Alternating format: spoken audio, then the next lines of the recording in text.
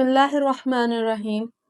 اگر کوئی چاہتا ہے کہ میرے رزق میں کشادگی ہو یا دولت میں اضافہ ہو جائے یا مجھے نیا گھر مل جائے تو یہ دعا یقین سے وضو کے درمیان یا وضو کرتے ہوئے پڑھے، انشاءاللہ اس کو نیا گھر مل جائے گا یا اس کا رزق بڑھ جائے گا، یہ تقوی حاصل ہوگا۔ وضو کے درمیان یہ دعا پڑھیں۔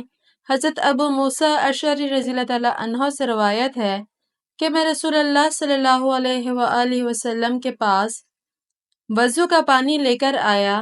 آپ صلی اللہ علیہ وآلہ وسلم نے وضو کیا۔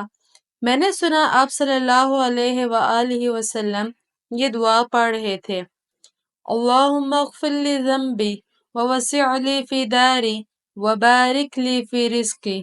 اے اللہ مجھے بخش دے اور میرے گھر میں برکت اور کشادگی دے اور میری روزی میں برکت عطا فرما۔ وضو کرتے ہوئے یہ عمل یقین کے ساتھ کریں، انشاءاللہ آپ کی ساری مرادیں پوری ہوں گی۔